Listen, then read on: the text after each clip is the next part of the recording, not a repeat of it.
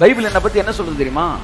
உலக தோற்றத்திற்கு முன்னே கிறிஸ்துவுக்குள்ளே தேவன் என்னை முன்குறித்திருக்கிறார். நீ என்னடா உலகம் இன்னைக்கு வந்தவன், நீ எப்படி என்ன ஆளுகை செய்ய முடியும்? நீ ஜூனியர். நீ இப்போ ஒரு 6000 வருஷத்துக்கு முன்னாடி படைக்கப்பட்டவன். நானும் உலகம் படைப்பதற்கு முன்பாக இருந்தவன்.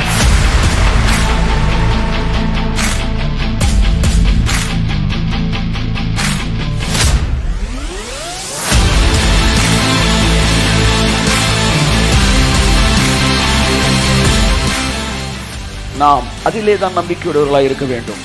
தேவன் வைத்திருக்கிற அபிஷேகம், தேவன் நம் மீது வைத்திருக்கிற அழைப்பு, நம்மோடு கூட இருக்கிற தேவன், இது மட்டும்தான் நம்முடைய நம்பிக்கை, இது மட்டும்தான் நம்முடைய எதிர்காலம், இது மட்டும்தான் நமக்கான கதவுகளை திறக்கப் போகிறது.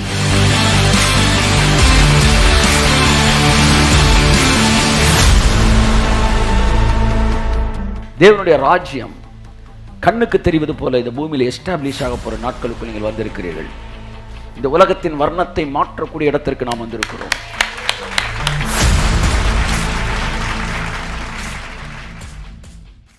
என் அருமையான தேவனுடைய பிள்ளைகளே, நாம் ஒரு புதிய வருஷத்திற்குள்ளே அல்ல, புதிய யுகத்திற்குள்ளே நாம் நுழைந்திருக்கிறோம். எதற்காக அதை மறுபடியும் சொல்கிறோம் என்றால், ஒவ்வொரு தேவன் இந்த உலகத்தை, நாட்களை, காலங்களை மணிகளாக பிரித்திருக்கிறார். நொடியாக பிரிச்சிருக்கிறாரு, மணியாக பிரிச்சிருக்கிறாரு, அடுத்து நாளாக பிரிக்கிறாரு, அடுத்து நாட்கள் சேர்ந்ததை மாதங்களாக்குறாரு, மாதங்களாக பிரிக்கிறார், அடுத்து மாதங்களை என்னவாக்குகிறார்? வருஷமாக்குறார், வருஷங்கள் இணைந்ததை யுகமாக பிரிக்கிறார். கிறிஸ்துவுக்குள் ஆழமாய் விசுவாசிக்கிறேன், நாம் இன்னொரு யுகத்திற்குள்ளாய் கடந்து இருக்கிறோம். That is also the extension of the crucifixion. சிலுவை கரையத்தின் இன்னொரு பரிமாணத்துக்குள்ளே தேவன் நம்மை அழைத்து வந்திருக்கிறார். ஆகவே நீங்கள் அதை புரிந்து கொள்வீர்கள் என்றால், அந்த புதிய பரிமாணத்தின் அந்த புதிய பரிணாமத்தை நீங்கள் என்ன செய்வீர்கள்? அனுபவிப்பீர்கள். பரிமாணம் மாறும்போது பரிணாமம் என்ன செய்கிறது? மாறுகிறது. நல்லா தானே பேசிகிட்டு இருந்தீங்கன்னு கேட்குறீங்களா? when the dimension changes, what is that பரிணாமம்? பரிணாமத்துக்கு என்ன சொல்லுவாங்க? டார்வின் பரிணாம கொள்கை என்ன கொள்ள இருந்தது? என்ன? எவல்யூஷன். ஸோ டைமென்ஷன் மாறும்போது உங்களுக்குள்ள பரிணாமம் மாறுகிறது. ஆகவே வார்த்தை ரொம்ப சின்சியரான ஒரு விஷயம். ஆவியானவர் தொட்ட சொன்னார், இந்த வருஷம் நீ எவ்வளோ வைடராக போகணும் அப்படின்றதெல்லாம் யோசிக்காத, இன்னும் எத்தனை கோடி பேருக்கு ஆசீர்வாதமாக இருக்கணும் அப்படிலாம் யோசிக்காத. Don't think to spread in wider, try to walk with me in deeper அப்படின்னார். ஸோ ஆகவே எனக்கு இப்போ வைடரை பற்றி கவலையே இல்லை, நான் இன்னும் கொஞ்சம் டீப்பராக அவர் கூட நடக்கணும்னு நான் விரும்புகிறேன். I want to walk in a deeper realm, deeper, ஒரு ஆழமான ஒரு நடை அவரோடு நடக்க நான் விரும்புகிறேன். ஆகவே அன்புக்குரியவர்களே, அதையே நான் அத்தனை ஊழியக்காரர்கள் சொல்ல விரும்புகிறேன். இன்னும் ஆழமாய் தேவனோடு நடப்பது எப்படி? அதான் இன்னும் ப்ராடாக ரீச் பண்ணுறது எப்படின்றது நம்ம வேலை கிடையாது. That's not our job. அதை தேவன் பார்த்துக்குவார். நான் போட்டுக்கிட்டு எனக்கு தெரிஞ்ச எல்லா வித்தையும் காட்டி எப்படியாச்சும் ஜனங்களை, தட்ஸ் நாட். நம்ம இன்னும் குரங்கு வித்தையாக காட்டுறோம் இல்லை, இருக்கிற எல்லா நம்மளோட பெரிய பெரிய ஆள்லாம் எங்கே இருக்கிறாங்கன்னா சினிமாவில் இருக்கிறாங்க, டெக்னீஷியன்ஸ், பெரிய பெரிய ஆட்கள் இருக்கிறாங்க, பவர்ஃபுல்லானவங்களாம் இருக்கிறாங்க. அவங்களாம் சண்டை போட்டுலாம் ஜெயிக்க முடியாது. ஏத்தியர், எமோரியர், எபூசியர், கானானியர், கிர்காசியர், பெலிஸ்தியர், அவன் 12 அடிக்கு இருக்கிறான். ஒன்றே வச்சு தான் ஜெயிக்க முடியும். நம்ம மேலே இருக்கிற அபிஷேகம், நம்மோடு கூட இருக்கிற தேவன், இது மட்டும்தான் இந்த உலகத்தை ஜெயிக்க நமக்கு பயன்படுத்தப்பட போகிறது. ஆகவே பெருமளவில் நாம் அதிலே தான் நம்பிக்கையுடையவர்களாக இருக்க வேண்டும். தேவன் வைத்திருக்கிற அபிஷேகம், தேவன் நம் மீது வைத்திருக்கிற அழைப்பு, நம்மோடு கூட இருக்கிற தேவன், இது மட்டும்தான் நம்முடைய நம்பிக்கை, இது மட்டும்தான் நம்முடைய எதிர்காலம், இது மட்டும்தான் நமக்கான கதவுகளை திறக்கப் போகிறது. ஆகவே சிருஷ்டிக்கின்ற வார்த்தைகளை பரிசுத்த ஆவியானவர் பேசுவதற்கு உதவி செய்வாராக. அந்த வார்த்தைகளுக்கு நம்மை மறுரூபப்படுத்தக்கூடிய மாபெரும் வல்லமை இருக்கிறது. அது முதியவர்களை இளைஞர்களாய் மாற்றிவிடும், அது வியாதியஸ்தர்களை ஆரோக்கியமுள்ளவர்களாய் மாற்றிவிடும், அது இருளை வெளிச்சமாக்கும், ஒழுங்கின்மை ஒழுங்காக்கும், பலவீனத்தை பலமாக்கும். கரங்களை தட்டி கர்த்தருக்கு நன்றி சொல்லுவோம். எஸ் லார்ட், ஹalleluya. தேவனுடைய வார்த்தைகள் சரியாய் பிரசங்கிக்கப்படும் என்றால் அங்கே சுகமளிக்கிற ஜெபம் என்றே ஒன்று கூட அதை பற்றி எனக்கு தெரியல. ஏனென்றால் பேசிக்கொண்டிருக்கும் போதே அங்கே சுகம் உண்டாகிறது. ஆனால் என்ன வார்த்தைகளை பேசுகிறோம் என்பது முக்கியமானது. அத்தகைய சிருஷ்டிப்பை தான் அந்த வார்த்தை செய்யும். என் அன்புக்குரியவர்களாகவே தேவனுடைய வார்த்தை இந்த வருஷம் முழுவதும் துணிப்பதாக. கர்த்தர் நம்மை அடுத்த யுகத்தின் ஆசீர்வாதங்களை அனுபவிக்கத்தக்கதாக நம்மை அழைத்து செல்வாராக. நம்முடைய மனக்கண்களை பிரகாசமடைய செய்வாராக. நம்முடைய மனக்கண்களை பிரகாசமடைய செய்வாராக. பவுல் இந்த விஷயத்துக்காக ஜெபித்தான்.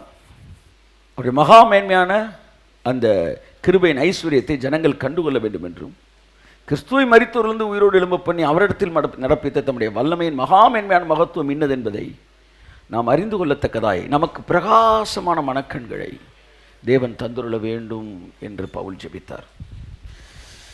அது ஒன்று தான். கைவலி, கால்வலி, தலைவலி எதுக்குமே ஜெபிக்கல பவுல். ஜெபித்ததாக அதிகமாக இல்லை. பவுல் தீமோத்தேயுக்கு சொல்லும்போது கூட கொஞ்சம் திராட்சரசத்தை கூட்டி கேட்பான்னு ஒரு லைட்டாக ஒரு கவுன்சிலிங் தான் தராரே ஒழிய, அவன் வயிற்று வலிக்காக இவர் என்ன செய்யலை, ரொம்ப நேரம் உபவாசம் ஜெபிச்சதெல்லாம் தெரில. ஜபங்கள் இல்லை என்று நான் சொல்லவில்லை. ஆனால் அதிகமான ஒரு ஜபம், மனக்கண்கள் பிரகாசம் அடைய வேண்டும். இயேசு சொன்னார், உன் கண் சரீரத்தின் விளக்காய் இருக்கிறது. உன் கண்ணானது இருளாக இருந்தால் உன் சரீரம் முழுவதும், ஆமாம், உன் கண் வெளிச்சமாக இருந்தால் சரீரம் முழுவதும் என்னவாக இருக்கும். ஆகவே முதலாவது தேவையான கண்களுக்கு வெளிச்சம். ஆகவே ஆண்டவரே, அந்த பிரகாசமான மனக்கண்களை தாங்க. அந்த கானான் தேசத்து வாழ்க்கையை நான் ஆவியிலையும் ஆத்மாலையும் உணர்ந்தது போல் என் சரீரத்திலும் என்னுடைய குடும்பத்திலும் நான் உணரத்தக்கதாக நீ கிருபை பாராட்டும்படிக்கு நான் ஜெபிக்கிறேன். நாம் கொஞ்சம் வாலிமைப்பா என்று என்கிற மனநிலையோடு நீங்கள் அமர்ந்திருக்கும்படி நான் ஜெபிக்கிறேன். கண்கள் திறக்கப்படும் என்றால் அந்த காலத்தில் நீங்கள் உள்ளே என்ட்ராவீங்கன்னா நீங்கள் திரும்பி பார்த்து சொல்லுவீங்க, இந்த வெளிப்பாடு அன்றைக்கி இருந்துச்சுன்னா அவரை நான் சாக விட்டுருக்க மாட்டேன். இந்த வெளிப்பாடு எங்களுக்கு அன்றைக்கி இருந்துச்சுன்னா அவர் உயிரோடு எழுப்பியிருப்போம். அன்றைக்கி எங்களுக்கு இந்த வெளிப்பாடெல்லாம் இல்லை. அதனால் நாங்கள் நிறையா என்ன செய்யலை, அந்த காலத்தில் அனுபவிக்கலை என்று நீங்கள் சொல்லுவீர்கள். ஏனென்றால் கண்கள் திறக்கப்பட்டவர்கள் ஒரு மேன்மையான வாழ்க்கையை இந்த உலகத்தில் அனுபவிக்கப் போகிறார்கள். ஸோ அது ஏற்கனவே சிலுவையில் கொடுக்கப்பட்ட ஒரு மிகப்பெரிய ஆசீர்வாதம்.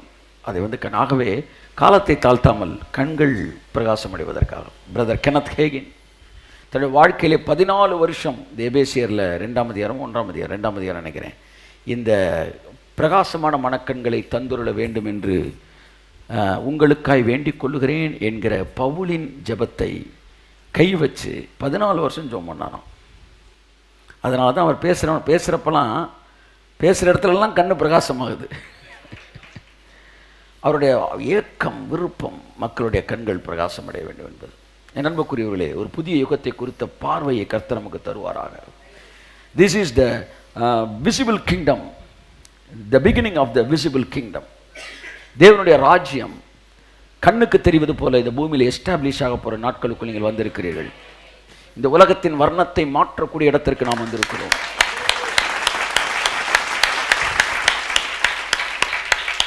ஆமேன் சொல்லும் ஊழியக்காரர். ஆமேன், ஆமேன், ஆமேன். ஒருவேளை சில நேரங்கள் நம்ப முடியாததாக இருக்கலாம்.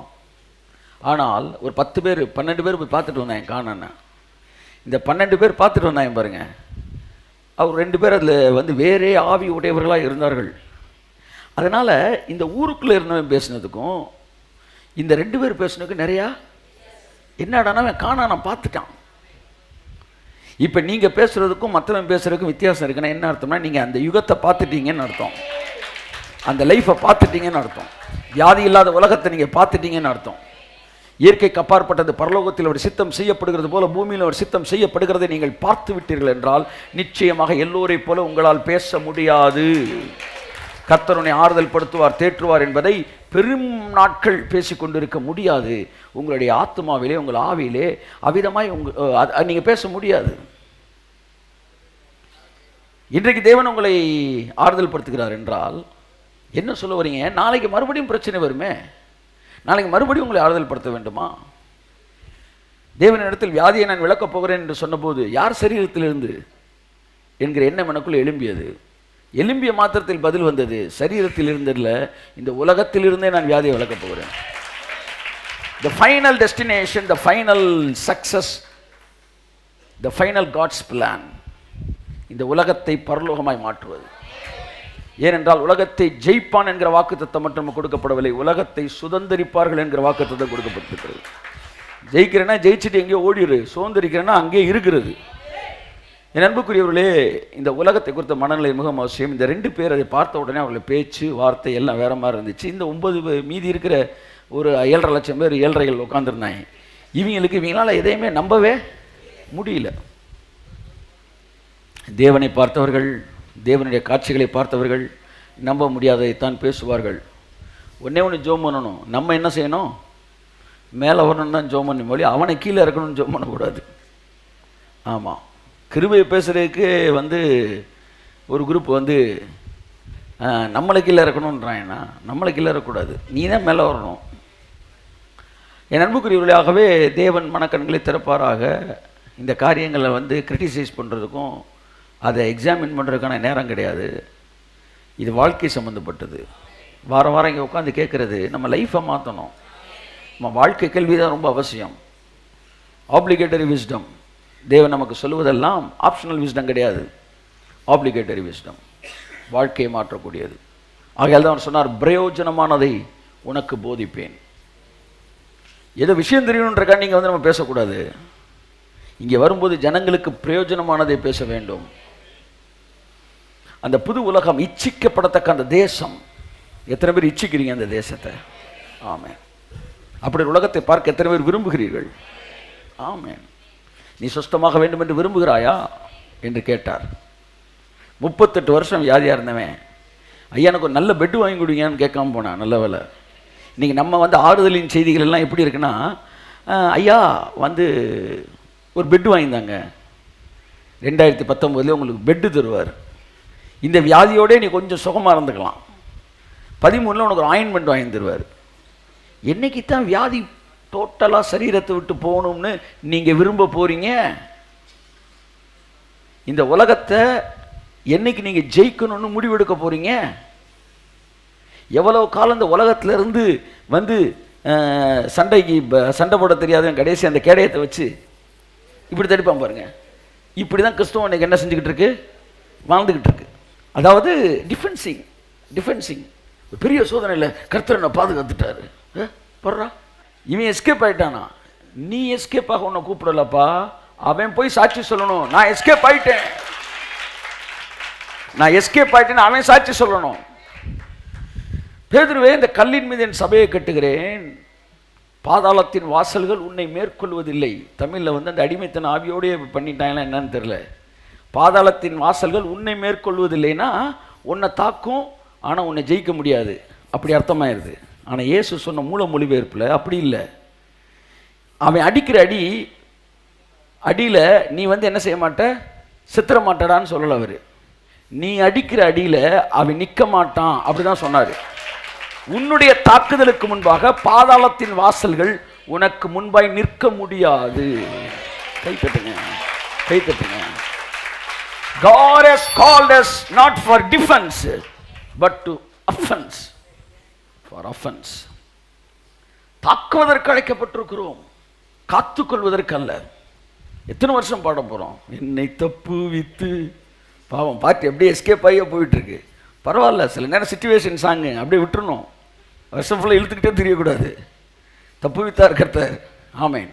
இப்போ எப்படி தப்பு வித்தார்னா, இந்த மாதிரி ராங் டாக்டரின்ஸ்லேருந்து என்னை தப்பு வித்து அப்படி வாங்க, என்னை தாங்கிடும் என்னை ஏந்திடும் தெய்வமே, எத்தனை ஃபால்ஸ் டாக்டரின். So God is, may God protect you from all the second class revelations. கையை தட்டுங்க அவருக்கு. May God protect you from all the second class revelations. என் நேசத்தின் உச்சிதங்களை நான் தருவேன். இந்த வருஷம் உங்களுக்கு வாக்குத்தத்தம்னு ஒன்று கேட்டிங்கன்னா, அவருடைய கிருபையின் மகா மேன்மையான ஐஸ்வர்யத்தை உங்கள் நாட்களில் விளங்கச் செய்வதற்காக. இல்லை, இது புதிய ஏற்பாட்டு இதெல்லாம் கொஞ்சம் குழப்பமாக தான் இருக்குது, எங்களுக்கு ரோமர்லாம் புரியல அப்படின்னா, அதே அர்த்தத்தில் வேற ஒன்று சொல்கிறேன். என் நேசத்தின் உச்சிதங்களை நான் உனக்கு தருவேன். The best of my love. அல்லேலூயா சொல்லுங்க. Yeah, praise God. The best of my love. உச்சிதங்கள். என் அன்புக்குரியவர்களே, நீங்கள் அதை விரும்பும்போது தேவன் அதை உங்களுக்கு தருகிறார். What's that? உச்சிதமான கோதுமையை உனக்கு நான் தருவேன். அப்படின்னா செகண்ட் கிளாஸ் கோதுமையும் சிலருக்கு அவர் என்ன செஞ்சுக்கிட்டு தான் இருக்காரு? தந்துக்கிட்டு தான் இருக்காருன்னு தானே அர்த்தம். ஏன் உங்களுக்கு அப்படி தராரு? ஏன்னா அவன் அதைத்தான் விரும்புகிறான், அதுதான் அவனுக்கு டைஜஸ்ட் ஆகும். ஃபஸ்ட் கிளாஸ் கோதுமை கொடுத்தா சிக்கிக்கிறோம். ஆனால் உங்களுக்கு செரிமானம் அதிகமாக இருக்கும் என்றால் God is ready to give first class கோதுமை. அடிமைனா என்ன அர்த்தம்? அடிமைனா என்ன முதுகில் 2 அடி அடிச்சுட்டு போங்கன்னு இல்லை. இதோ ஆண்டவருக்கு அடிமைனா என்னென்னா, அடிமைனா என்ன அர்த்தம்னா, கல்யாணமே ஆகாட்டினா கூட குழந்தை பிறக்கும் நீங்கள் சொன்னீங்கன்னா அதை நம்புறதுக்கு நான் தயாராக இருக்கிறேன், அதுக்கு பேர் தான் அடிமை. நல்லா குனிஞ்சு வளைஞ்சு நின்றுட்டு ஆனால் நீங்கள் சொல்கிறதெல்லாம் நம்ப மாட்டேன் அப்படின்னா நீ அடிமை கிடையாது. ஆமாம், நீ நடிகன். அடிமைனா சொன்னதை நம்புகிறேன். என்ன சொன்னா, நீ கர்ப்பவதியாகி குமாரனை பெறுவாள், இதோ ஆண்டவருக்கு அடிமைன்ட்டா. அப்படின்னா என்ன அர்த்தம்? நீங்கள் நினச்சா என்ன வேணாலும் பண்ணலாம் சார், அதான் அர்த்தம். நீங்கள் அடிமைன்னு ஒப்பு கொடுங்க. ஆமாம் ஆமாம், ஒப்பு கொடுங்க. தேவன் சொன்னால் கரெக்டாக தான் இருக்கும், அது உண்மையாக தான் இருக்கும். என்றைக்கு நீங்கள் ஒப்பு கொடுக்குறீர்களோ அன்றைக்கு தேவன் அதை புரிந்து கொள்ளத்தக்க மனநிலையை நமக்கு தந்துருவார். உச்சிதமான கோதுமையை தருவேன், கண்மலை தேனை நான் திருப்தி ஆக்குவேன். கர்த்ததாமே கிருபை அதிலிருந்து இறங்காதபடி நம்மை பாதுகாத்துக் கொள்வாராக. ஆமாம், யோபின் குமாரத்திகளை பார்க்கலாம் சௌந்தரியமான ஆட்கள் யாருமே இல்லை என்கிற அந்த வார்த்தை கேட்டார் போல் நம்முடைய சபையில் இருக்கிற ஜனங்களுக்கு கர்த்தர் ஆசீர்வதித்து நம்முடைய பிள்ளைகள் உலகத்தில் எங்கே இருந்தாலும் இந்த ஃபஸ்ட் கிளாஸான நல்ல ரெவலேஷன்ஸை கேட்டு அவர்களை விட சௌந்தரியமான ஆட்கள் இல்லை என்று சொல்லத்தக்கதாக அவர்களை அங்கங்கே ஆசீர்வதிப்பாராக. God bless you. என் அன்புக்குரியவர்களே, ஆகவே இந்த வருஷம் ஃபுல்லாக நீங்கள் அதிலே நீங்கள் ஜோம் பண்ணுங்கள், அதே மைண்டில் வச்சு, ஆண்டவரே நீங்கள் சொல்கிற பெரிய விஷயங்களை நம்ப எனக்கு கிருபை செய்துள்ளோம். இப்போ அதாவது இவ்வளோ இன்ட்ரடக்ஷன் இதுக்கே தேவையில்லை, ஏன்னா பெரிய விஷயங்களை இனிமேல் தான் தேவன் நமக்கு பேச போகிறார். ஆனால் நம்ம அதை பேச வேண்டியது இருக்கிறது. அன்புக்குரியவர்களே, ஸோ கர்த்தர் என்ன செய்கிறார்,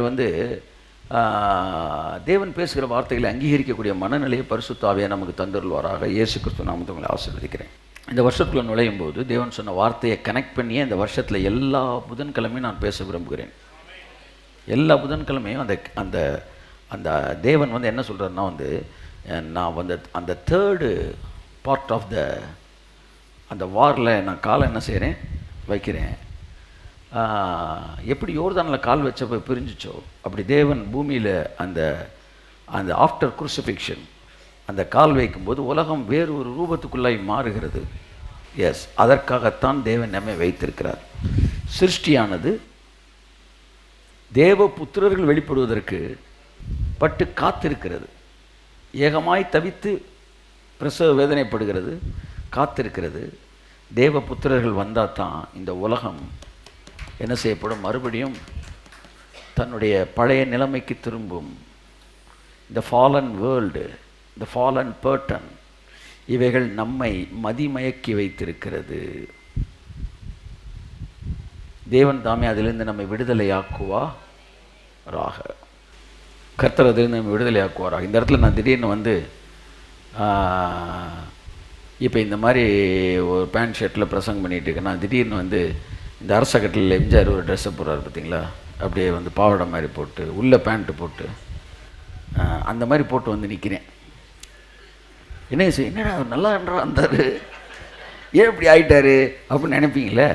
ஆனால் பிரசங்கம் பண்ண ஆரம்பிக்கிறேன்.